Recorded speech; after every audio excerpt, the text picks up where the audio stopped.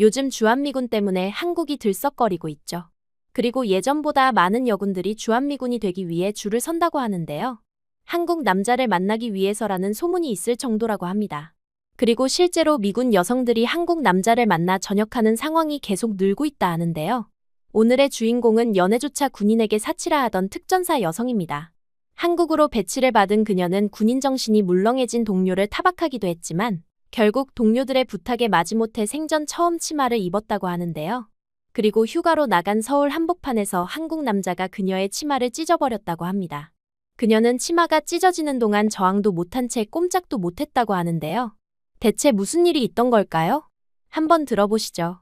구독과 좋아요는 감동블라썸 영상 제작에 큰 힘이 됩니다. 미국 특수전사령부, 거기서 10년을 복무한 제가 처음으로 해외 파견 명령을 받았을 때의 기분을 지금도 생생하게 기억하고 있습니다. 제 이름은 엘리자 스톤입니다. 저는 언제나 완벽함을 추구했고 그 완벽함이야말로 제가 살아남을 수 있는 유일한 방법이라고 믿어왔어요. 제 별명은 스톤이었습니다. 돌처럼 단단하다는 뜻이었죠. 하지만 정작 동기들이 제게 붙여준 또 다른 별명은 아이언 레이디였습니다. 총기 조작 시험에서 만점, 산악 생존 훈련에서 1등, 근접 전투에서는 남성 동기 5명을 동시에 상대해도 이길 수 있다는 소문이 돌 정도였어요. 실제로 저는 지난 5년간 모든 평가에서 최상위 성적을 유지했고, 특히 체력 검정에서는 남녀 구분 없이 전체 1등을 차지한 적이 여러 번 있었습니다. 사실 이런 강함은 선택이 아니라 필연이었어요. 특수전사령부에서 여성으로 살아남으려면 남성보다 2배는 강해야 했고, 실수라는 것은 존재하지 않았습니다. 한 번의 약함도, 한 번의 실수도 모든 것을 무너뜨릴 수 있었거든요. 그래서 저는 감정이라는 것을 완전히 차단했어요. 연애? 그런 건 사치였습니다. 여성스러움을 드러내는 것도 약점이 될 뿐이었어요. 제가 이런 삶을 살게 된 이유는 어린 시절까지 거슬러 올라갑니다. 아버지는 해병대 출신이었고 어머니는 제가 6살 때 교통사고로 세상을 떠났어요. 아버지는 저를 아들처럼 키웠습니다. 눈물을 흘리면 안 된다고, 약한 모습을 보이면 안 된다고, 항상 최고가 되어야 한다고 가르쳤어요. 그 결과 저는 20살에 군에 입대했고 특수전사령부까지 올라왔지만 정작 한 번도 제대로 된 인간관계를 맺어본 적이 없었습니다. 동기들은 주말마다 데이트를 하거나 친구들과 어울렸지만 저는 항상 부대에 남아서 추가 훈련을 했어요. 누군가 저에게 관심을 보여도 의도적으로 차갑게 대했습니다. 가까워지면 약해질 수 있다고 생각했거든요. 그렇게 제 주변에는 항상 보이지 않는 벽이 있었고 그 벽 안에서 저는 외롭지만 안전하다고 느꼈어요. 작전 교류 프로그램으로 한국에 파견된다는 소식을 들었을 때 저는 단순히 또 다른 임무라고 생각했습니다. 6개월간 주한미군 부대에서 한국군과의 합동훈련을 지도하고 돌아오는 것. 별다를 게 없어 보였어요. 하지만 출발 전 브리핑에서 들은 이야기들은 좀 걱정스러웠습니다. 선배들은 한국에 다녀온 동료들이 예전과 달라졌다고 했어요. 더 여유로워졌고 규율보다는 인간관계를 중시하게 되었다고 했습니다. 심지어 어떤 이들은 한국인과 결혼해서 전역을 선택하는 경우도 있다고 했어요. 저는 그런 일은 절대 없을 거라고 다짐했습니다. 저에게는 임무가 최우선이었고 감정적인 흔들림은 있을 수 없는 일이었거든요. 브리핑을 받으면서 한국에 대한 기본 정보도 익혔어요. 분단 상황, 북한과의 긴장 관계, 주한미군의 역할 등등. 모든 것이 군사적 관점에서 설명되었고 저는 그것만으로도 충분하다고 생각했습니다. 한국의 문화나 일상에 대해서는 별로 관심이 없었어요. 어차피 부대 안에서만 생활할 예정이었으니까요. 인천공항에 도착했을 때 느꼈던 첫인상은 깨끗함이었습니다. 공항부터가 미국의 웬만한 민간 시설보다 훨씬 현대적이고 체계적이었어요. 하지만 저는 경계를 늦추지 않았습니다. 낯선 환경에서는 더욱 조심해야 한다는 게 제 원칙이었으니까요. 공항에서 부대로 이동하는 동안 창밖으로 보이는 풍경들을 관찰했는데 생각보다 발전된 모습에 약간 놀랐어요. 주한미군 부대에 도착해서 첫 주를 보내며 느낀 건 정말로 분위기가 달랐다는 것입니다. 미국 본토의 부대와 비교해서 확실히 여유로웠어요. 병사들이 한국어를 배우려고 노력하고 현지 음식을 즐기고 심지어 한국 연예인 이야기를 하는 모습을 보며 저는 내심 걱정이 되었습니다. 이런 분위기에서 군인 정신을 유지할 수 있을까 하는 의구심이 들었거든요. 제가 담당하게 된 임무는 한국군 특전사들과의 합동훈련 프로그램을 기획하고 지도하는 것이었어요. 처음 한국군 특전사들을 만났을 때는 좀 의외였습니다. 생각보다 체격이 작았지만 눈빛만큼은 예사롭지 않았어요. 특히 그들의 단결력과 끈기는 정말 인상적이었습니다. 하지만 저는 여전히 거리감을 유지했어요. 업무적인 관계 이상으로 발전시킬 생각은 없었거든요. 부대 생활을 하면서 가장 힘들었던 건 동기들과의 온도 차이였습니다. 함께 파견 온 동기들은 빠르게 한국 생활에 적응해 가고 있었는데 저만 유독 경직되어 있는 것 같았어요. 다들 한국 음식을 맛있다고 하고 한국어를 배우려고 노력하고 현지 친구들을 사귀려고 했습니다. 하지만 저는 여전히 부대 안에서만 생활하려고 했어요. 그런 제 모습을 보던 제시카가 어느 날 조심스럽게 말을 꺼냈습니다. 제시카는 저와 같은 기수로 입대한 동기 중 한 명이었는데 평소에 저를 많이 걱정해주는 친구였어요. 그녀는 저에게 가끔은 부대 밖으로 나가서 현지 문화를 체험해보라고 제안했습니다. 하지만 저는 그런 제안을 번번이 거절했어요. 시간이 지나면서 저도 모르게 한국이라는 나라에 대한 호기심이 생기기 시작했습니다.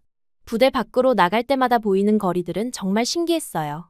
새벽 시간에도 사람들이 안전하게 돌아다니고 지하철에서는 어르신들에게 자리를 양보하는 젊은이들을 쉽게 볼 수 있었습니다. 무엇보다 전쟁의 흔적이 아닌 평화로운 일상이 곳곳에서 느껴졌어요. 특히 인상적이었던 건 한국 사람들의 예의였습니다.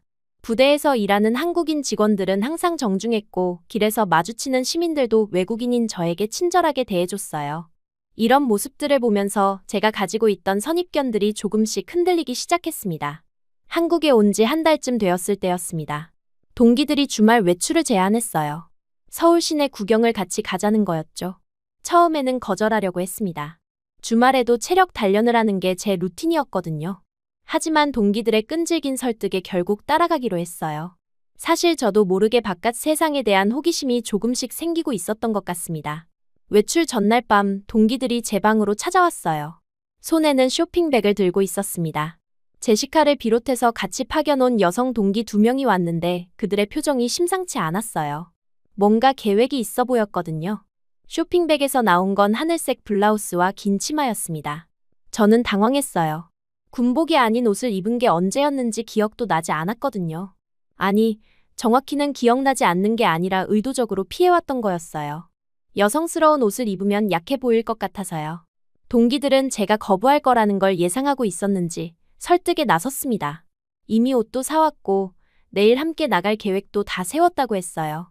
그들의 진심 어린 걱정을 보니까 거절하기가 어려웠습니다.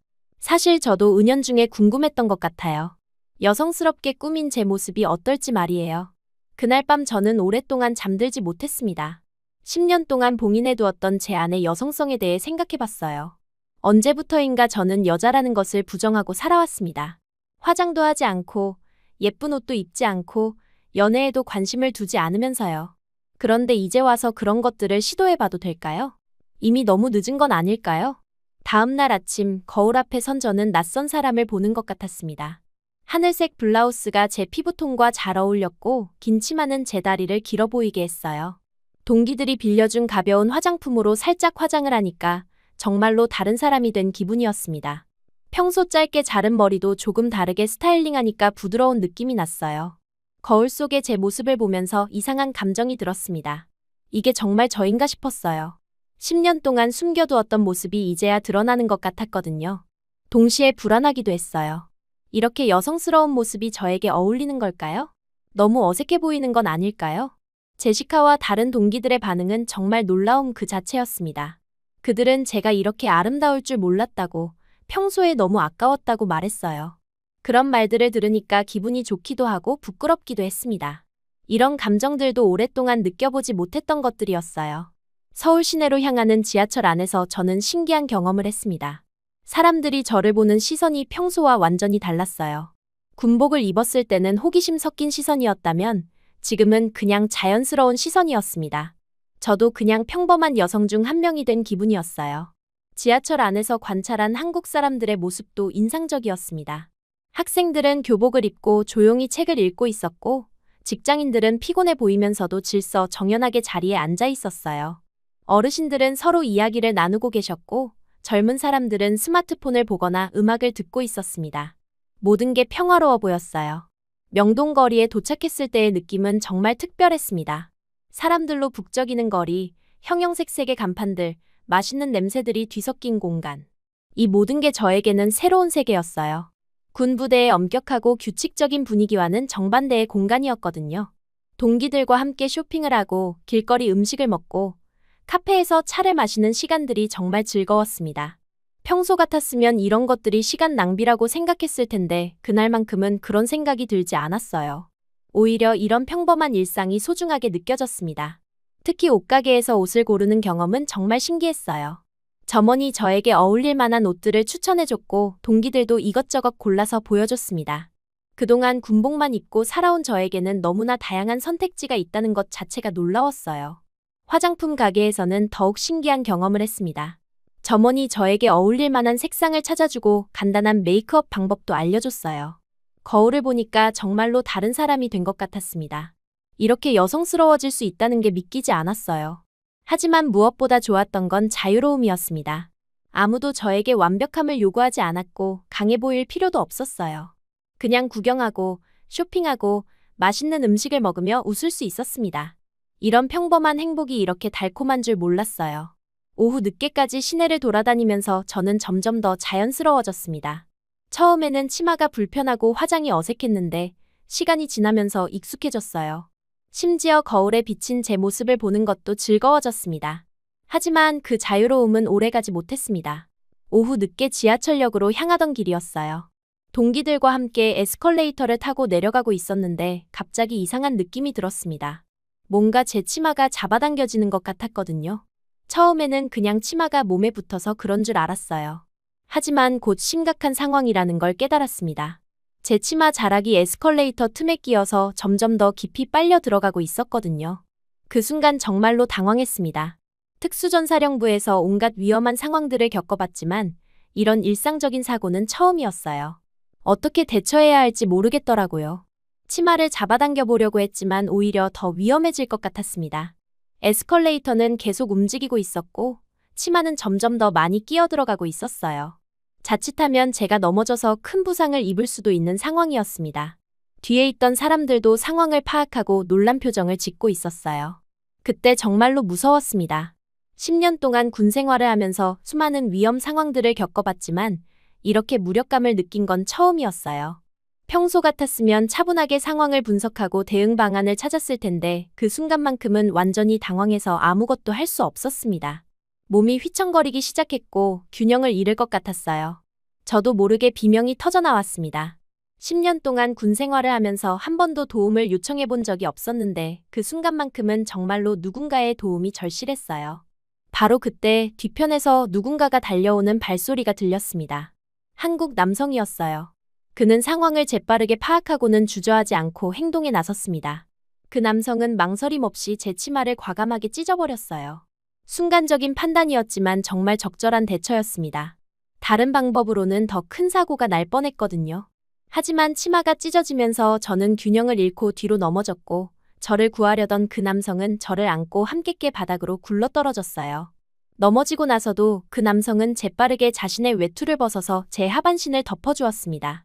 자신도 다친 상황에서 저희 체면을 먼저 생각해 준 거였어요. 이런 배려를 받아본 게 언제였는지 기억도 나지 않았습니다. 바닥에 떨어져서 잠시 정신이 혼미했지만 저는 그 남성의 얼굴을 또렷하게 기억하고 있어요. 걱정스러운 표정으로 저를 내려다보는 눈빛이 따뜻했습니다. 군복을 입은 저를 보는 동료들의 시선과는 완전히 달랐어요. 거기에는 경계나 긴장이 아니라 순수한 걱정과 배려만이 있었습니다. 그의 눈빛을 마주하는 순간 제 마음속에 이상한 감정이 일어났어요. 따뜻함, 안도감? 정확히 뭐라고 표현해야 할지 모르겠지만 10년 동안 느껴본 적 없는 감정이었습니다. 누군가가 저를 진심으로 걱정해준다는 느낌이었어요. 주변 사람들이 몰려들어서 상황을 확인하고 있었고 동기들도 놀라서 저에게 달려왔습니다. 하지만 저는 그 순간 그 한국 남성의 얼굴만 보고 있었어요. 자신도 다쳤는데 저만 걱정하고 있는 그의 모습이 신기했거든요. 의식을 잃기 직전 마지막으로 든 생각은 이거였습니다. 아, 이게 다른 사람들이 말하는 인간적인 느낌인 걸까요? 강하기만 했던 제가 처음으로 누군가에게 의존하게 된 순간, 그리고 그 의존이 전혀 부끄럽지 않았던 순간 말이에요. 그날 저는 군인 엘리자 스톤이 아니라 그냥 한 명의 여성으로서 누군가의 도움을 받았습니다. 그리고 그것이 제 인생에서 가장 중요한 전환점이 될 줄은 그때는 전혀 몰랐어요. 의식이 사라져가면서도 저는 그 남성의 따뜻한 눈빛을 잊을 수 없었습니다. 눈을 떴을 때 가장 먼저 느낀 건 낯선 천장이었습니다. 하얀 천장, 형광등의 차가운 불빛, 그리고 소독약 냄새. 병원이라는 걸 바로 알 수 있었어요. 몸을 움직여보니 왼쪽 다리와 팔에 묵직한 통증이 있었지만 다행히 심각한 부상은 아닌 것 같았습니다. 고개를 돌려보니 병실 구석 의자에 누군가 앉아 있었어요. 한국 남성이었는데 오른팔에 붕대를 감고 있었습니다. 에스컬레이터에서 저를 구해준 그 사람이었어요. 그는 제가 깨어나는 것을 보자 안도의 표정을 지으며 자리에서 일어났습니다. 처음 보는 사람이 제 곁에 있다는 게 어색했지만 동시에 이상하게 안심이 되었어요. 10년 동안 군 생활을 하면서 아플 때마다 혼자 견뎌야 했는데 누군가 제 곁에서 지켜봐 준다는 사실이 새로웠습니다. 그것도 저와 아무 상관없는 사람이 말이에요. 그가 조심스럽게 입을 열었을 때 저는 그의 목소리에 놀랐습니다. 부드럽고 따뜻했어요. 제가 군대에서 들어온 남성들의 목소리와는 완전히 달랐습니다.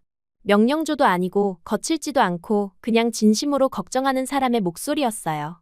그는 자신을 서진우라고 소개했습니다. 회사원이라고 했는데 정확히는 보안 관련 일을 한다고 했어요. 그리고는 제 치마를 찢어서 미안하다고, 하지만 그렇게 하지 않았다면 더 큰 사고가 날 뻔했다고 설명했습니다. 그의 말투에는 변명이 아니라 진짜 미안함이 담겨 있었어요. 저는 그런 사과를 받아본 적이 없었습니다.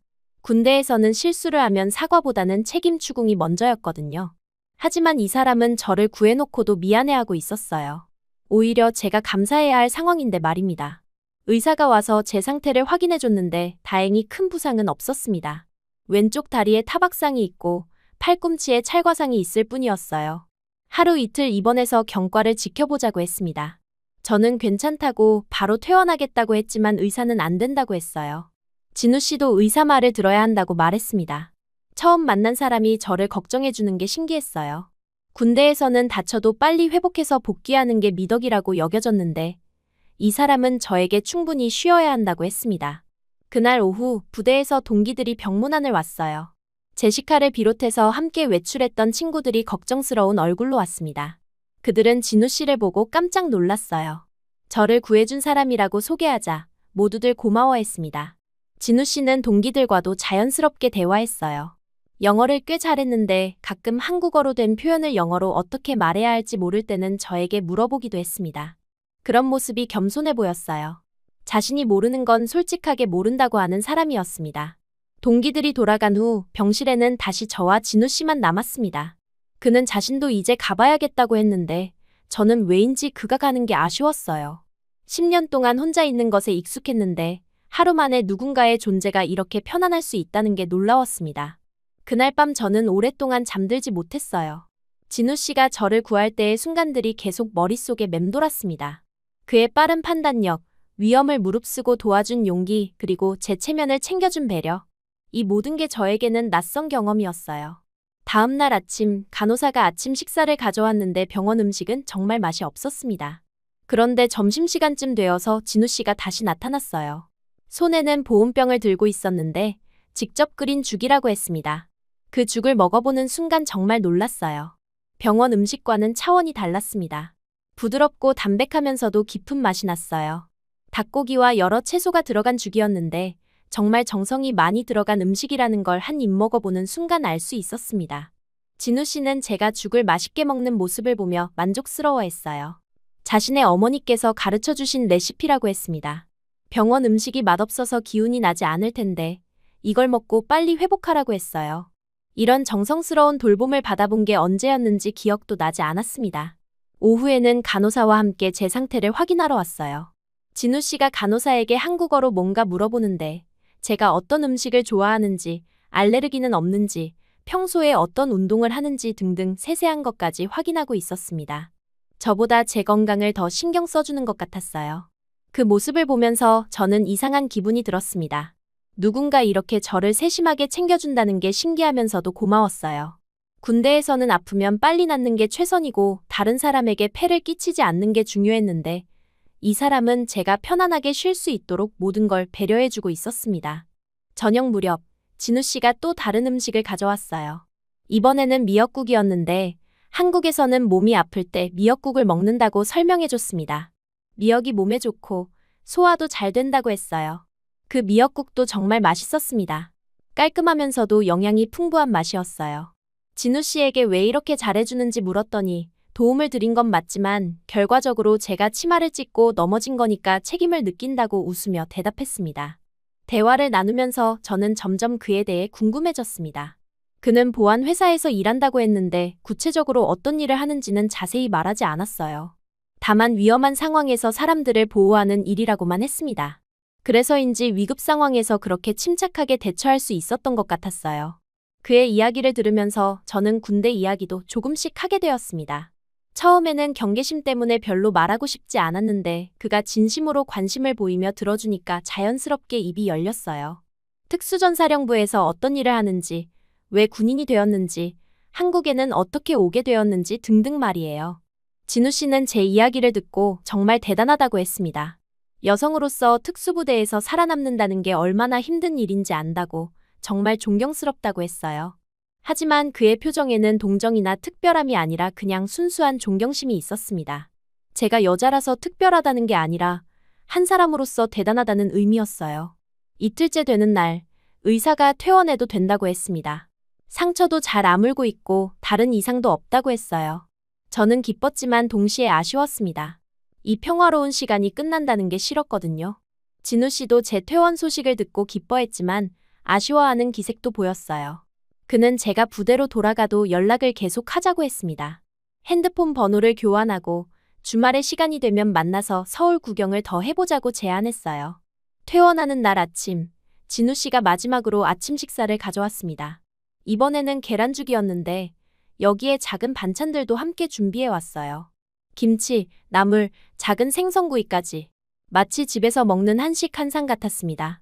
그 음식을 먹으면서 저는 이상한 감정에 휩싸였어요. 이런 정성스러운 돌봄을 받아본 게 정말 오래된 일이었거든요. 어린 시절 어머니가 아플 때 챙겨주던 기억이 희미하게 떠올랐습니다. 하지만 그것보다도 더 따뜻한 느낌이었어요. 부대로 돌아가는 길에서 진우 씨는 저를 차로 데려다 주겠다고 했습니다. 다리를 다쳤으니 대중교통보다는 편하게 가는 게 좋겠다고 했어요. 그의 차는 깔끔하고 정리정돈이 잘 되어 있었습니다. 향수 냄새도 은은하게 났어요. 차 안에서 그는 앞으로도 제가 아프거나 도움이 필요하면 언제든 연락하라고 했습니다. 한국에서 아는 사람이 별로 없을 텐데 자신이 할 수 있는 건 언제든 도와주겠다고 했어요. 그런 말을 해주는 사람이 있다는 것만으로도 마음이 든든했습니다. 부대에 도착해서 동기들을 만났을 때 그들은 제 얼굴이 밝아졌다고 했어요. 병원에 있었는데 왜 이렇게 생기가 도는지 모르겠다고 했습니다. 저도 그 이유를 정확히는 몰랐지만 분명히 뭔가 달라진 건 맞았어요. 마음이 한결 가벼워진 기분이었거든요. 그날 밤부터 진우 씨와 문자를 주고받기 시작했습니다. 처음에는 단순한 안부 인사였는데 점점 일상적인 이야기들을 나누게 되었어요. 그날 뭘 했는지, 뭘 먹었는지, 기분이 어떤지 같은 소소한 것들 말이에요. 군대에서는 이런 개인적인 대화를 할 기회가 거의 없었습니다. 모든 대화가 업무 중심이었고 사적인 감정을 드러내는 건 금기시되었거든요. 하지만 진우 씨와의 대화는 달랐어요. 편안하고 자연스러웠습니다. 첫 번째 주말, 진우 씨가 만나자고 연락했어요. 서울에서 가볼 만한 곳들을 안내해주겠다고 했습니다. 저는 처음에는 망설였어요. 군인이 현지인과 개인적인 만남을 갖는 게 적절한지 의문이 들었거든요. 하지만 동기들이 문화 체험도 중요하다고 가보라고 등을 떠밀어줬습니다. 그날 만난 진우 씨는 평소와 조금 달랐어요. 병원에서 볼 때보다 더 활기차 보였고 옷차림도 캐주얼하면서 세련되었습니다. 그는 제게 한강공원을 보여주고 싶다고 했어요. 서울에서 가장 아름다운 곳 중 하나라고 했습니다. 한강공원에 도착했을 때 정말 놀랐어요.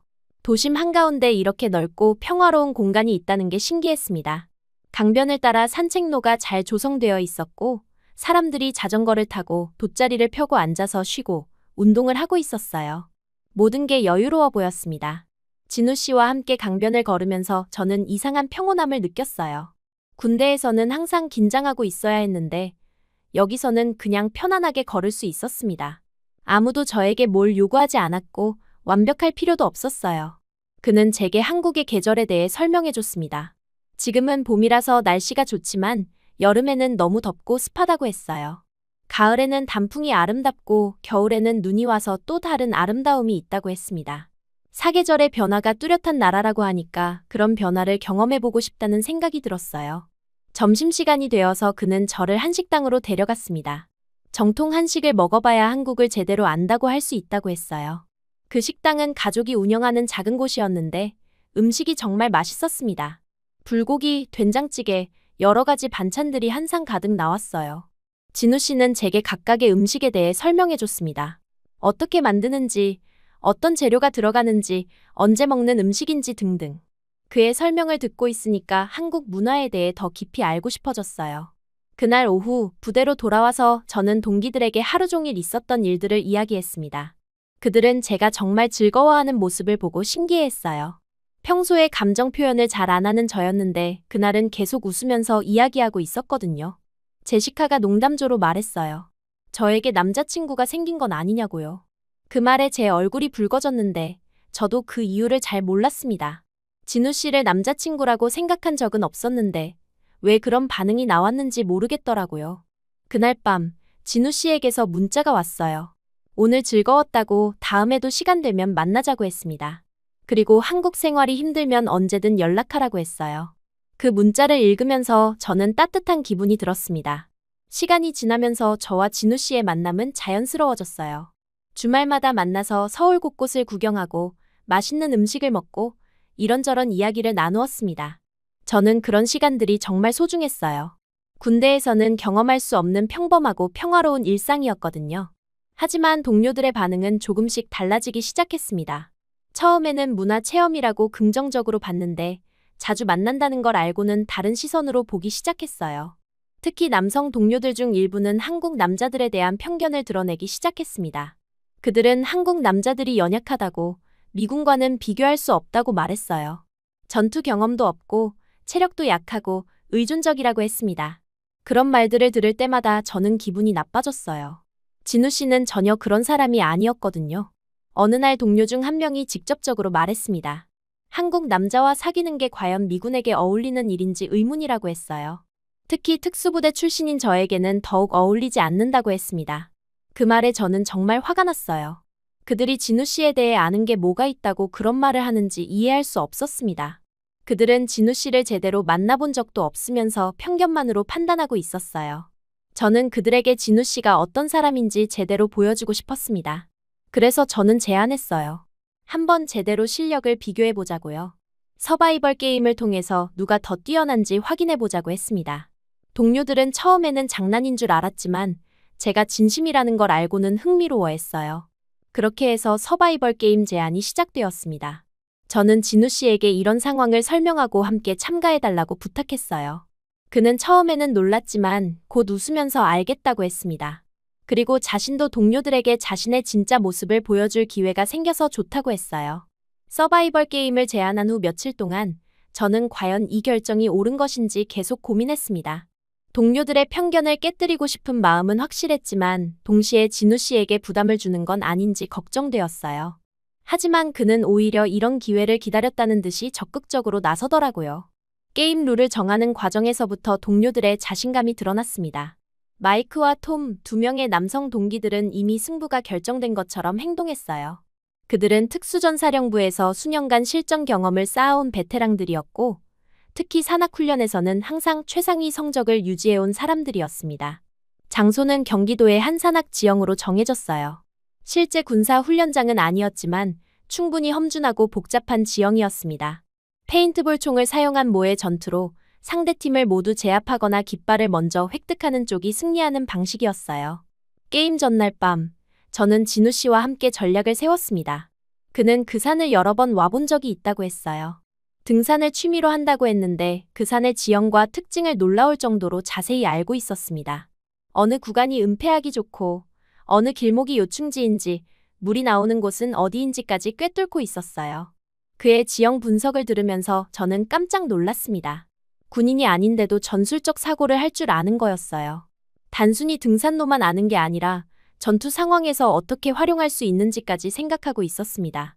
이런 사람이 정말 평범한 회사원일까 하는 의문이 들기 시작했어요. 당일 아침, 우리는 일찍 산으로 향했습니다. 동료들은 완전 무장을 한 상태였어요. 최신식 장비들로 무장하고 자신감에 찬 표정이었습니다. 반면 진우 씨는 간단한 등산복 차림에 기본적인 장비만 가지고 있었어요. 겉보기에는 정말 상대가 안 될 것 같았습니다. 마이크가 게임 시작 전에 농담처럼 말했어요. 저 남자가 제 대신 짐이라도 져주겠냐고, 특전사랑 민간인이랑 어떻게 비교하냐고 했습니다. 그 말에 진우 씨는 그냥 미소만 지었어요. 화내거나 반박하지 않고 오히려 여유로워 보였습니다. 게임이 시작되자마자 상황은 예상과 달라지기 시작했습니다. 동료들은 정면 돌파를 시도했는데 진우 씨는 완전히 다른 루트를 선택했어요.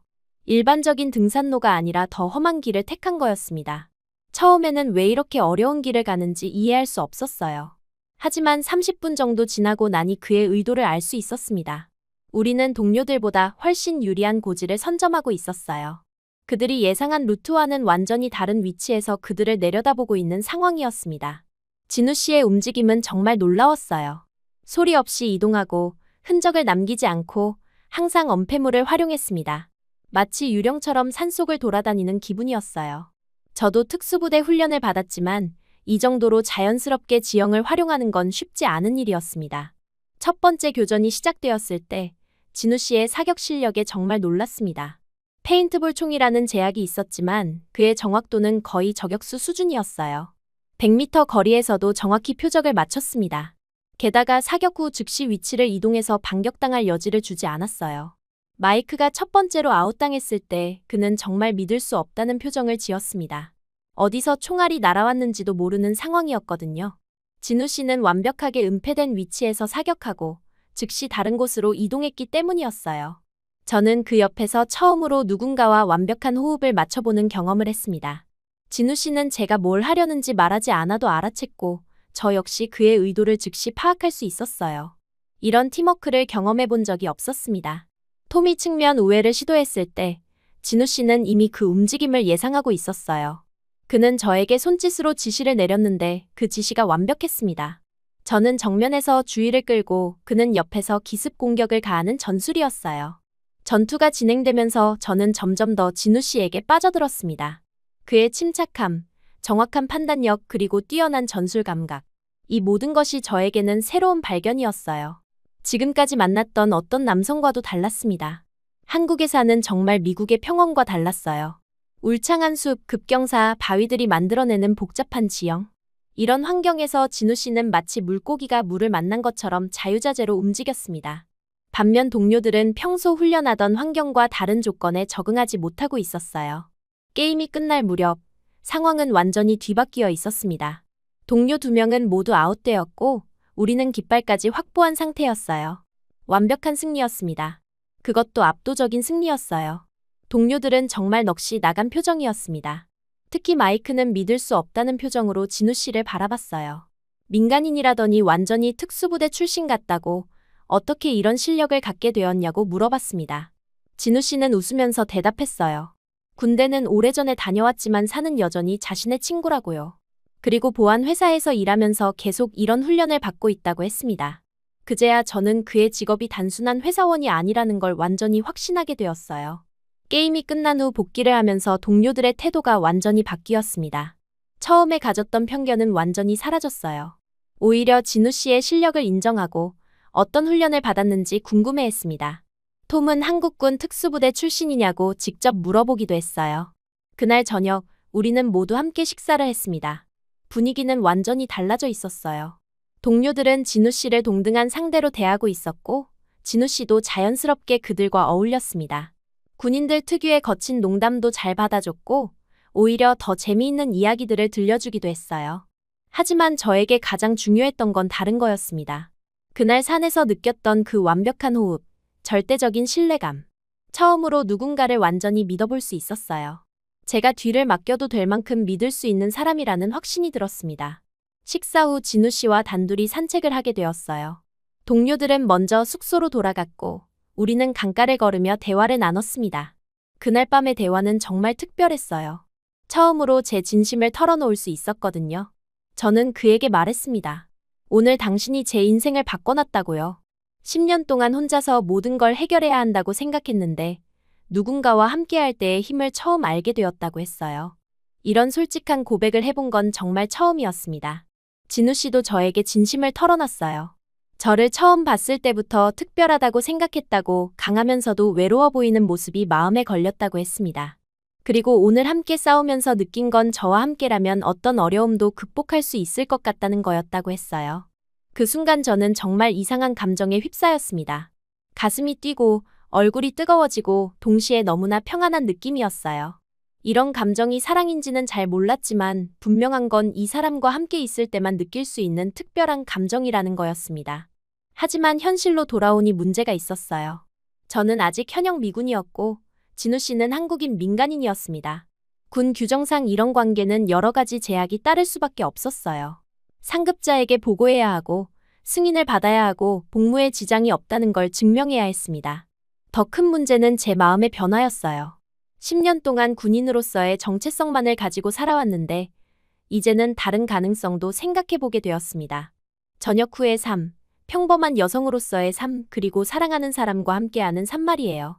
그날 밤 숙소에서 혼자 생각에 잠겨 있을 때 정말 많은 것들이 머릿속을 스쳐갔습니다. 지금까지의 제 인생, 앞으로의 계획 그리고 진우 씨와의 미래. 모든 게 불확실했지만 한 가지만은 확실했어요. 이 사람만큼은 절대 놓치고 싶지 않다는 마음이었습니다. 다음 날 부대로 돌아와서 동료들의 반응을 보니 정말 많은 것이 바뀌었다는 걸 느꼈어요. 진우 씨에 대한 편견은 완전히 사라졌고 오히려 존경하는 분위기였습니다. 마이크는 다음에 또 이런 게임을 하자고, 이번에는 더 어려운 조건으로 해보자고 제안하기도 했어요. 하지만 저에게는 그런 게임보다 더 중요한 게 있었습니다. 진우 씨와의 관계를 어떻게 발전시켜 나갈지, 그리고 제 앞에 놓인 선택들을 어떻게 해결할지 말이에요. 그 주말 진우 씨와 만났을 때 저는 제 고민을 털어놨습니다. 군 규정의 문제, 미래에 대한 불확실성, 그리고 제 마음의 변화까지요. 그는 제 이야기를 끝까지 들어준 후에 말했어요. 어떤 선택을 하든 함께 해결해 나가자고, 혼자 고민하지 말라고 했습니다. 그의 말을 듣고 있으니 정말 든든했어요. 10년 동안 혼자서 모든 걸 감당해야 한다고 생각했는데 이제는 함께 고민하고 함께 해결해 나갈 수 있는 사람이 있다는 게 너무나 소중했습니다. 단순한 친구 사이를 넘어서 정말 특별한 감정을 공유하는 사이가 된 거였습니다. 그리고 그 감정은 점점 더 깊어져만 갔어요. 동시에 저는 제 인생에 대해서도 진지하게 생각해보기 시작했습니다. 지금까지는 군인으로서의 삶만 있었지만 이제는 다른 가능성들도 고려해볼 수 있게 되었어요. 물론 쉬운 선택은 아니었지만 적어도 고려해볼 만한 가치가 있는 선택이라고 생각했습니다. 미군 규정상 외국인과의 연애는 반드시 상급자에게 보고해야 하는 사항이었습니다. 결혼을 한다면 복무지 변경이나 전역까지 고려해야 하는 상황이었어요. 부대로 돌아와서 며칠 지나니까 분위기가 달라진 걸 느낄 수 있었습니다. 동기들은 진우 씨에 대한 편견은 없어졌지만 대신 제가 너무 깊이 빠져든 것 아니냐는 걱정을 하기 시작했어요. 제시카는 조심스럽게 물어봤습니다. 정말 진지한 관계인지 아니면 그냥 한국에서의 일시적인 감정인지 말이에요. 그런 질문을 받을 때마다 저는 확신이 섰습니다. 이건 일시적인 감정이 아니었어요. 진우 씨와 함께 있을 때 느끼는 안정감과 행복감은 제가 지금까지 경험해보지 못한 감정이었습니다. 하지만 그 확신을 다른 사람들에게 설명하기는 어려웠어요. 더 큰 문제는 상급자들의 반응이었습니다. 제 직속 상관인 존슨 대위가 저를 따로 불러서 이야기를 나눴는데 그 자리에서 은근한 경고를 받았어요. 현지인과의 관계가 업무에 지장을 주지 않도록 주의하라는 거였습니다. 존슨 대위는 직접적으로 말하지는 않았지만 제가 감정적으로 흔들리고 있다고 판단하고 있는 것 같았어요. 평소보다 집중력이 떨어진다거나 훈련에서 실수가 늘었다거나 하는 구체적인 지적은 없었지만 뭔가 달라졌다는 느낌을 주고 있다는 거였습니다. 그 말을 듣고 나서 저는 더욱 조심스러워졌어요.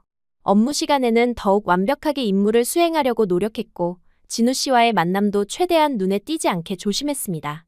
하지만 그럴수록 더욱 답답함이 커져갔어요. 그런 상황에서 몇 주가 지났을 때 제 몸에서 이상한 변화를 느끼기 시작했습니다. 아침에 일어날 때 속이 미식거리고 평소 좋아하던 음식 냄새만 맡아도 구역질이 났어요. 처음에는 스트레스 때문이라고 생각했는데 증상이 계속되자 병원에 가보기로 했습니다. 병원에서 검사를 받는 동안 저는 여러 가지 가능성을 생각해봤어요. 위염일 수도 있고 과로 때문일 수도 있고 아니면 한국 음식에 적응하지 못해서일 수도 있다고 생각했습니다. 하지만 의사가 알려준 결과는 제가 전혀 예상하지 못했던 것이었어요. 임신이었습니다. 의사가 그 말을 했을 때 저는 한동안 말을 할 수 없었어요. 머릿속이 하얘지면서 아무 생각도 나지 않았습니다. 임신이라는 단어가 현실감 있게 다가오지 않았거든요. 병원을 나와서도 한참을 멍하니 서 있었어요. 임신이라는 사실을 받아들이기가 쉽지 않았습니다. 저는 군인이었고, 아직 미혼이었고, 무엇보다 이런 상황을 전혀 준비하지 못하고 있었거든요. 첫 번째 감정은 당황이었어요. 어떻게 이런 일이 생겼을까? 앞으로 어떻게 해야 할까 하는 막막함이 밀려왔습니다. 하지만 시간이 지나면서 다른 감정들이 자리 잡기 시작했어요.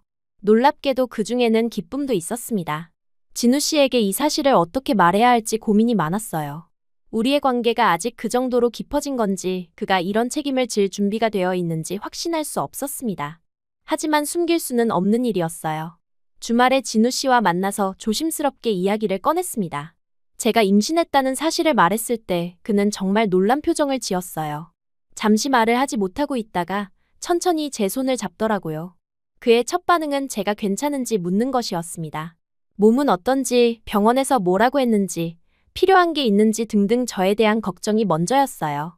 그 모습을 보면서 저는 이 사람이 정말 저를 사랑하고 있다는 걸 확실히 알 수 있었습니다. 진우 씨는 잠시 고민하는 표정을 지었지만 곧 조용하면서도 단호한 목소리로 말했어요. 이번에는 자신이 저를 지켜주겠다고, 함께 이 상황을 헤쳐나가자고 했습니다. 그 말은 어떤 명령보다도 강했고 어떤 전투보다도 깊은 울림이 있었어요. 그 순간 저는 처음으로 누군가에게 완전히 의지하고 싶다는 생각을 했습니다.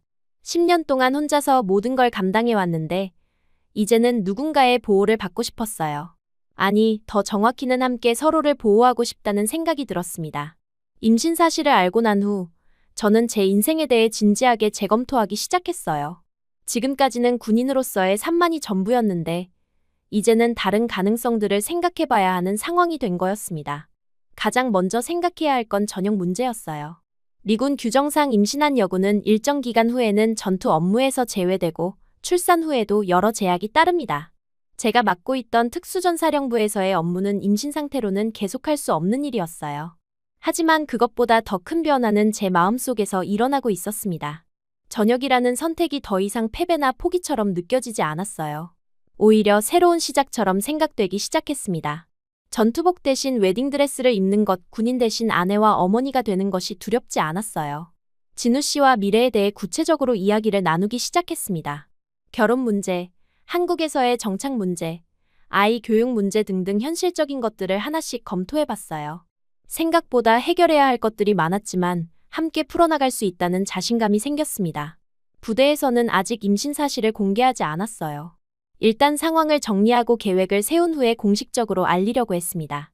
하지만 몸의 변화 때문에 완전히 숨기기는 어려웠어요. 동기들 중 일부는 제가 뭔가 달라졌다는 걸 눈치채고 있는 것 같았습니다. 특히 제시카는 제가 요즘 자주 피곤해하고 식욕이 변한 걸 알아챘어요. 임신인 것 같다고 직접 물어보지는 않았지만 뭔가 큰 변화가 있었다는 걸 감지하고 있었습니다. 그런 상황에서 저는 전역 절차에 대해 조용히 알아보기 시작했어요. 어떤 서류가 필요하고 얼마나 시간이 걸리고 어떤 혜택을 받을 수 있는지 등등 구체적인 정보들을 수집했습니다. 다행히 제 복무 기간과 계급을 고려할 때 명예전역이 가능한 상황이었어요. 진우 씨도 자신의 일을 정리하기 시작했습니다. 결혼하고 가정을 꾸리는데 필요한 준비들을 하나씩 해나갔어요. 집 문제, 경제적 계획, 양가 부모님께 소개하는 문제 등등 현실적인 것들을 차근차근 준비해갔습니다. 양가 부모님께 인사드리는 것은 정말 긴장되는 일이었어요. 진우 씨의 부모님은 처음에 조금 놀라셨지만 곧 저를 따뜻하게 받아주셨습니다. 아들이 좋은 사람을 만났다고, 앞으로 잘 부탁한다고 말씀해 주셨어요. 제 아버지에게 전화로 상황을 설명하는 건 더욱 어려웠습니다. 군인인 아버지는 제가 전역한다는 소식을 듣고 처음에는 반대했어요. 하지만 제 의지가 확고하다는 걸 알고는 결국 지지해 주셨습니다. 결혼 준비를 하면서 저는 정말 많은 것들을 배웠어요. 웨딩드레스를 고르고 예식장을 알아보고 신혼집을 준비하는 모든 과정이 새로웠습니다. 10년 동안 전투복만 입고 살았던 제가 웨딩드레스를 입고 있는 모습은 정말 신기했어요. 가장 감동적이었던 건 웨딩드레스를 처음 입어봤을 때였습니다. 거울 속의 제 모습을 보면서 정말 많은 감정이 들었어요. 이제 정말로 새로운 삶이 시작된다는 실감이 났습니다. 부대에서는 제가 전역 신청을 했다는 소식이 퍼지면서 많은 사람들이 놀랐어요. 동기들은 갑작스럽다고 했지만 제 결정을 존중해줬습니다. 상급자들도 아쉬워했지만 제 선택을 지지해줬어요. 전역전 마지막 며칠은 정말 특별했습니다. 10년 동안 함께했던 동료들과 작별 인사를 나누고 그동안의 추억들을 돌아보는 시간이었어요. 힘들었던 순간들도 있었지만 결국은 모든 게 지금의 제가 되기 위한 과정이었다는 생각이 들었습니다. 진우 씨와의 결혼식은 정말 소박했지만 의미 있는 시간이었어요. 가족들과 가까운 친구들만 초대해서 조용히 치렀습니다. 웨딩드레스를 입고 진우 씨와 마주선 순간 저는 정말로 행복했어요. 저는 웃으면서 대답했어요. 이번에는 군작전이 아니라 인생 작전이었다고요. 그렇게 저는 군복을 벗고 새로운 삶을 시작하게 되었습니다. 엘리자 스톤 상사에서 서진우의 아내가 된 거였어요. 제가 지키려 했던 강함의 의미가 이제 완전히 바뀌었습니다. 혼자서 버티는 강함이 아니라 사랑하는 사람들과 함께 만들어가는 강함으로 말이에요. 결혼 후 첫 달은 정말 어색했습니다. 10년 동안 새벽 5시에 일어나서 체력 단련을 하던 제가 이제는 아침에 느긋하게 일어날 수 있다는 것부터가 신기했어요. 총 대신 주방 도구를 들고 전투 훈련 대신 집안 청소를 하는 제 모습이 정말 낯설었습니다. 처음 며칠은 뭘 해야 할지 몰라서 당황했어요. 군대에서는 모든 일정이 정해져 있었는데 이제는 하루 종일 제가 스스로 계획을 세워야 했습니다. 오전에는 뭘 하고 오후에는 뭘 할지 결정하는 것조차 어려웠어요. 진우 씨는 그런 저를 정말 세심하게 배려해줬습니다. 제가 적응할 수 있도록 천천히 도와주면서도 강요하지 않았어요. 한국어 공부를 함께 하자고 제안했는데 이게 정말 도움이 되었습니다. 단순히 언어를 배우는 것뿐만 아니라 새로운 목표가 생긴 기분이었거든요. 한국어 공부를 하면서 진우 씨의 또 다른 면을 발견할 수 있었어요. 정말 인내심이 많은 사람이었습니다. 제가 발음을 틀려도 웃지 않고 차근차근 가르쳐줬고 같은 실수를 반복해도 짜증내지 않았어요. 군대에서는 이런 친절함을 경험해 본 적이 없었습니다. 특히 한국 요리를 배우는 과정은 정말 재미있었어요. 처음에는 밥솥 사용법도 모르던 제가 김치찌개를 끓이고 불고기를 만들 수 있게 되었습니다. 진우 씨가 옆에서 도와주면서 하나하나 알려줬는데 그 과정에서 자연스럽게 한국 문화도 이해하게 되었어요. 임신 기간 동안 진우 씨는 정말 세심하게 저를 돌봐줬습니다. 입덧이 심할 때는 제가 먹을 수 있는 음식을 찾아서 만들어줬고 몸이 무거워지면 마사지도 해줬어요. 그런 그의 모습을 보면서 저는 정말 좋은 선택을 했다는 확신이 들었습니다. 몇 달이 지나서 부대 동기들이 저희 집에 놀러 왔을 때 그들은 제 변화에 놀랐어요. 훨씬 부드러워졌고 행복해 보인다고 했습니다. 군인 시절의 날카로웠던 모습은 사라지고 여성스럽고 평화로운 모습이 되어 있었다고 했어요. 그때 제시카가 말했어요. 인생의 파트너를 찾은 거라고요. 그 말이 정말 맞았습니다. 진우 씨는 단순한 연인이 아니라 제 인생을 함께 만들어가는 진정한 동반자가 되어 있었어요. 그렇게 저는 규정을 넘어선 사랑을 선택했고 그 선택이 제 인생을 완전히 바꿔놓았습니다. 군인으로서의 정체성을 버리는 게 쉽지는 않았지만 그 대신 얻은 것들이 훨씬 더 소중했어요. 사랑, 가족, 그리고 진정한 행복 말입니다. 임신 중기에 접어들면서 몸의 변화가 뚜렷해졌습니다. 배가 나오기 시작하고 몸이 무거워지면서 평소 하던 운동도 조심스럽게 해야 했어요. 진우 씨는 임산부를 위한 요가 클래스를 찾아줬고 함께 참여하겠다고 했습니다. 요가 클래스에서 만난 다른 임산부들은 대부분 한국 분들이었는데 처음에는 언어 때문에 어려움이 있었어요. 하지만 시간이 지나면서 간단한 대화를 나눌 수 있게 되었고 그분들을 통해 한국에서의 육아 문화도 배우게 되었습니다. 그 중에서 김미경 씨라는 분과 특히 친해졌어요. 저보다 조금 나이가 많았는데 정말 따뜻한 분이었습니다. 한국에서 아이를 키우는 것에 대해 많은 조언을 해주셨고 제가 외국인이라서 모르는 것들을 자세히 알려주셨어요. 미경 씨를 통해 한국의 산후조리 문화도 알게 되었습니다. 출산 후 100일 동안 산모를 특별히 돌보는 문화가 있다는 걸 처음 알았어요. 미국에서는 출산 후 빨리 일상으로 복귀하는 게 일반적인데 한국은 완전히 달랐습니다. 진우 씨의 어머니께서도 산후조리에 대해 여러 가지 준비를 해주셨어요. 미역국을 끓여주시고 산후 회복에 좋은 음식들을 알려주시면서 정말 친딸처럼 챙겨주셨습니다. 어머니를 일찍 잃은 저에게는 정말 소중한 경험이었어요. 아기 방을 준비하는 과정도 즐거웠습니다. 진우 씨와 함께 아기 용품들을 하나하나 고르면서 정말 부모가 된다는 실감이 났어요. 작은 옷들, 기저귀, 젖병 등을 보면서 곧 이 작은 생명이 제 품에 안길 거라는 생각에 가슴이 벅찼습니다. 특히 아기 침대를 조립하는 날은 정말 특별했어요. 진우 씨가 설명서를 보면서 하나하나 맞춰가는 모습을 보니까 이 사람이 정말 좋은 아빠가 될 거라는 확신이 들었습니다. 완성된 침대를 보면서 우리는 서로를 안고 행복해했어요. 임신 8개월쯤 되었을 때 함께 부대 생활을 했던 동기들이 찾아왔습니다. 제시카, 마이크, 톰이 함께 왔는데 제 모습을 보고 정말 놀라더라고요. 배가 많이 나온 모습도 신기했지만 제 표정이 완전히 달라졌다고 했습니다. 동기들은 제가 사는 집을 구경하면서 감탄했어요. 진우 씨가 정성스럽게 꾸며놓은 신혼집이 정말 아늑하고 따뜻했거든요. 특히 아기 방을 보면서는 모두들 감동했습니다. 제가 정말 행복하게 살고 있다는 걸 확인할 수 있어서 안심된다고 했어요. 그런데 마이크가 날짜를 계산해 보더니 웃으면서 말했어요. 제가 전역하기 전에 임신한 게 맞다고, 정말 완벽한 타이밍이었다고 했습니다. 순간 얼굴이 붉어졌지만 저는 피하지 않았어요. 오히려 당당하게 대답했습니다. 이번 작전은 예상치 못한 결과였지만 인생 최고의 성공작이라고요. 그 말을 할 때 정말 자랑스러웠어요. 군복을 벗은 것이 전혀 부끄럽지 않았습니다. 오히려 전우가 아닌 엄마로 불릴 미래가 더욱 자랑스러웠어요. 동기들은 제가 이렇게 당당하게 말하는 모습을 보고 놀랐습니다. 예전에 저는 감정을 잘 드러내지 않았는데 이제는 행복을 숨기지 않고 있었거든요. 제시카는 정말 많이 변했다고, 훨씬 여성스럽고 부드러워졌다고 말했어요. 출산 예정일이 가까워지면서 진우 씨는 더욱 세심하게 저를 돌봤습니다. 병원에 갈 준비물을 미리 챙겨놓고 언제든 출발할 수 있도록 차에 기름도 가득 채워놓았어요. 그의 꼼꼼함을 보면서 정말 믿음직한 남편이라는 생각이 들었습니다. 진통이 시작된 것은 새벽이었어요. 처음에는 가벼운 아픔이라고 생각했는데 점점 강해지면서 이제 정말 출산이 시작된다는 걸 알 수 있었습니다. 진우 씨를 깨웠더니 전혀 당황하지 않고 차분하게 병원 갈 준비를 해줬어요. 병원까지 가는 길에서도 진우 씨는 정말 침착했습니다. 안전 운전을 하면서도 제가 긴장하지 않도록 계속 이야기를 해줬어요. 그 덕분에 저도 마음을 진정시킬 수 있었습니다. 출산 과정은 정말 힘들었어요. 특수부대 훈련을 받으면서 웬만한 고통은 참을 수 있다고 생각했는데 출산의 고통은 차원이 달랐습니다. 하지만 진우 씨가 계속 옆에서 손을 잡아주고 격려해줘서 버틸 수 있었어요. 진우 씨의 부모님과 제 아버지도 병원에 와서 기다려주셨습니다. 특히 진우 씨 어머니는 제가 진통으로 힘들어할 때마다 같이 안타까워하시면서 응원해주셨어요. 이런 가족의 사랑을 받으며 출산하게 되어서 정말 감사했습니다. 마침내 아기가 태어났을 때의 그 순간을 평생 잊을 수 없을 것 같아요. 첫 울음소리를 들었을 때 정말 눈물이 쏟아졌습니다. 작고 연약한 생명이 제 품에 안기는 순간, 이 세상 그 무엇보다 소중한 존재를 얻었다는 생각이 들었어요. 진우 씨도 아기를 보자마자 눈물을 흘렸습니다. 조심스럽게 아기를 안아보면서 정말 신기하다는 표정을 지었어요. 그리고 조용히 말했습니다.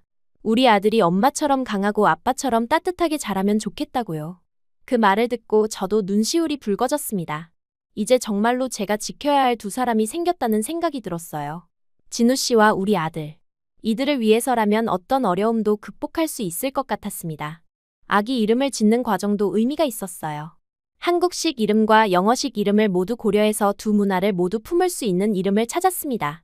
결국 민준이라는 이름으로 정했는데 민은 백성을 뜻하고 주는 준수함을 의미한다고 했어요. 산후조리원에서 보낸 2주간은 정말 특별한 시간이었습니다.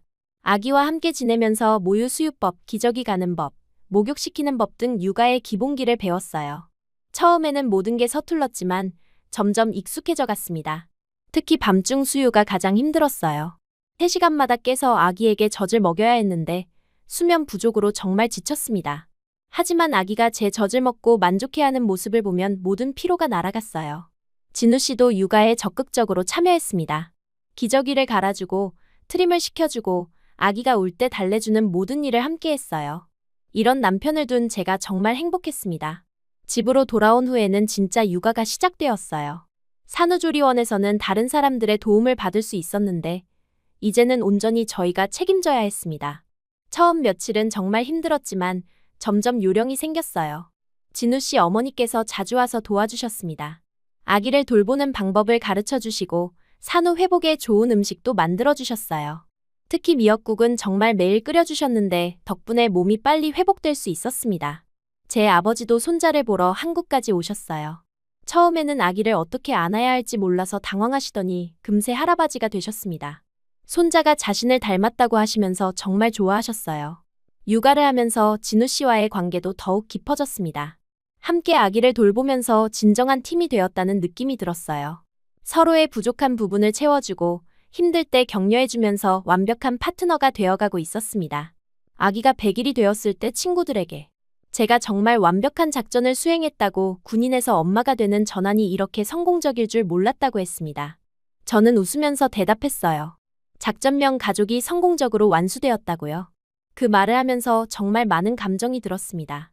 1년 전만 해도 저는 혼자였는데 이제는 사랑하는 남편과 아들이 있는 완전한 가족이 되어 있었어요. 이런 행복이 있다는 걸 전에는 몰랐습니다. 민준이가 첫 미소를 지었을 때, 첫 옹알이를 했을 때, 목을 가눴을 때, 뒤집기를 했을 때, 모든 순간이 저에게는 기적 같았어요. 이 작은 생명이 하루하루 성장해가는 모습을 보는 것만으로도 충분히 행복했습니다. 진우 씨도 아빠로서 점점 성장해가고 있었어요. 처음에는 서툴렀던 아기 돌보기가 이제는 제법 능숙해졌고 민준이도 아빠를 알아보고 웃어주었습니다. 이런 가족의 모습을 보면서 제 선택이 정말 옳았다는 확신이 들었어요. 육아 휴직을 마치고 복직을 준비하던 진우 씨를 보면서 저도 새로운 계획을 세우기 시작했습니다. 당분간은 민준이 돌보기에 집중하겠지만 나중에는 저도 한국 사회에서 제 역할을 찾고 싶었어요. 한국어도 많이 늘었고 한국 문화도 이해하게 되었으니 이제는 진짜 한국 사람으로 살아갈 준비가 되었다는 생각이 들었습니다. 물론 아직 가야 할 길이 멀지만 진우 씨와 민준이가 함께 있으니까 어떤 어려움도 이겨낼 수 있을 것 같았어요. 그렇게 작전명 가족은 성공적으로 완수되었습니다. 군인 엘리자 스톤은 이제 없지만 진우의 아내이자 민준이의 엄마인 새로운 엘리자가 탄생한 거였어요. 이 새로운 정체성이 저에게는 어떤 계급장보다도 자랑스러웠습니다. 민준이가 생후 6개월이 되었을 때 저는 정말 새로운 도전에 직면해 있었습니다. 육아와 가정이라는 전장은 특수부대 훈련보다 더 예측 불가능하고 복잡했어요. 밤낮 없이 울어대는 아기, 한국식 산후조리 문화에 적응하기, 그리고 완전히 다른 생활 패턴까지 모든 게 혼란스러웠습니다. 하지만 저는 포기하지 않았어요. 특전사 시절에 배웠던 인내심과 적응력을 총동원해서 이 새로운 임무에 임했습니다. 가정이라는 진지를 구축해 나가는 것도 하나의 작전이라고 생각했어요. 체계적으로 계획을 세우고 단계별로 목표를 달성해 나가는 방식으로 접근했습니다. 민준이의 수유 시간, 수면 패턴, 성장 단계별 필요사항들을 모두 기록하고 분석했어요. 마치 정보 수집하듯이 육아서를 읽고 인터넷에서 정보를 찾고 경험 있는 엄마들에게 조언을 구했습니다. 이런 체계적인 접근이 정말 도움이 되었어요. 하지만 가만히 집에만 있는 건 제 성격에 맞지 않았습니다. 육아를 하면서도 뭔가 의미 있는 일을 하고 싶었어요. 그러던 중 요가 클래스에서 만난 다른 엄마들과 이야기하다가 좋은 아이디어가 떠올랐습니다. 산후 회복을 위해 운동을 하고 싶어하는 엄마들이 정말 많았는데 일반적인 피트니스 센터는 아기를 데리고 가기 어려웠어요. 그리고 산후 여성의 몸 상태를 제대로 이해하지 못하는 트레이너들도 많았습니다.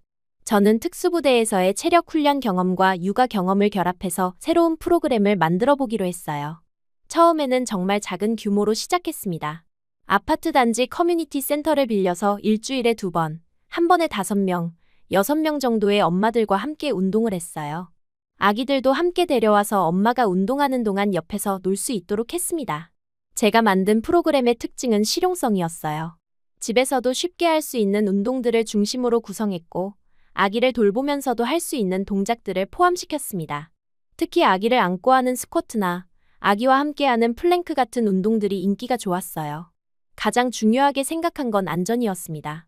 산후 여성의 몸은 아직 회복 중이기 때문에 무리한 운동은 금물이에요. 각자의 회복 상태와 체력 수준을 고려해서 개인별 맞춤 프로그램을 제공했습니다.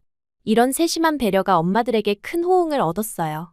클래스 참여자들은 주로 한국인 엄마들이었는데 의외로 외국인 엄마들도 관심을 보였습니다. 특히 주한미군 가족들 중에서 한국에서 출산한 여성들이 찾아오기 시작했어요.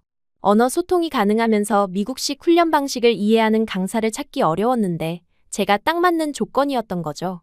클래스 규모가 점점 커지면서 입소문이 나기 시작했어요. 참여했던 엄마들이 친구들에게 추천하고 소셜미디어에도 후기를 올리면서 알려지게 되었습니다. 몇 개월 만에 대기자 명단이 생길 정도로 인기가 높아졌어요. 그러던 중 지역 언론에서 연락이 왔습니다. 전직 특전사 여군이 운영하는 독특한 산모 운동 클래스에 대해 취재하고 싶다고 했어요. 처음에는 망설였지만 더 많은 엄마들에게 도움이 될 수 있다면 좋겠다는 생각에 인터뷰에 응했습니다. 방송이 나간 후 반응이 정말 폭발적이었어요. 전국에서 문의 전화가 왔고 다른 지역에서도 비슷한 프로그램을 만들고 싶다는 연락이 많이 왔습니다. 갑자기 저는 한국에서 유명인이 되어 있었어요. 언론에서는 저를 전직 특전사 여군이 만든 엄마들을 위한 서바이벌 클래스라고 소개했는데 이 표현이 정말 적절하다고 생각했어요. 육아 자체가 하나의 서바이벌이니까요.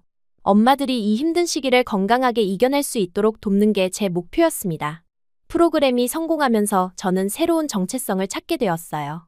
군인도 아니고 그냥 주부도 아닌 전문성을 가진 강사이자 지역 사회의 리더가 된 거였습니다. 이런 역할이 저에게 정말 잘 맞는다는 걸 느꼈어요. 하지만 무엇보다 뿌듯했던 건 참여자들의 변화를 지켜보는 것이었습니다. 처음에는 산후 우울증으로 힘들어하던 엄마가 운동을 통해 자신감을 회복하는 모습, 체력이 약해서 아이 돌보기 힘들어하던 엄마가 점점 건강해지는 모습을 보면서 정말 보람을 느꼈어요. 특히 기억에 남는 참여자가 있었는데 김수진 씨라는 분이었어요. 쌍둥이를 낳고 육아 스트레스로 정말 힘들어하고 계셨는데 제 클래스에 참여하면서 많이 달라지셨습니다. 몸도 건강해지고 마음도 밝아지셔서 나중에는 다른 엄마들을 도와주는 역할까지 하게 되셨어요. 클래스를 운영하면서 저도 많이 성장했습니다. 사람들 앞에서 강의하는 법, 개인별 맞춤 지도법, 그룹을 이끄는 리더십 등 새로운 기술들을 익혔어요.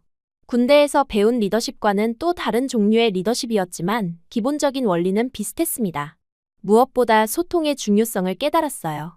군대에서는 명령과 복종이 기본이었는데 여기서는 공감과 이해가 더 중요했습니다.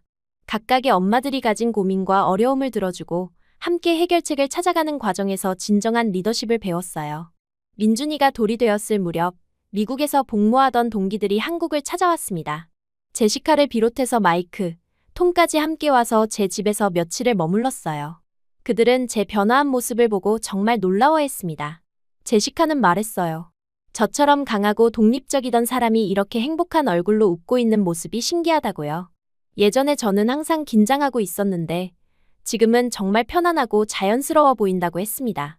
동기들에게 제 클래스도 보여줬어요. 한국인 엄마들과 함께 운동하는 모습, 아기들과 함께하는 화기애애한 분위기, 그리고 제가 강사로서 활동하는 모습을 보면서 정말 감탄했습니다. 저 같은 변화가 가능하다는 게 믿기지 않는다고 했어요. 마이크는 자신도 전역을 고려하고 있다고 말했어요. 저처럼 완전히 다른 삶을 시작할 용기가 생겼다고 했습니다. 톰도 비슷한 생각을 하고 있다고 했어요. 제 변화가 그들에게도 영감을 준 것 같아서 기뻤습니다. 제시카가 물어봤어요.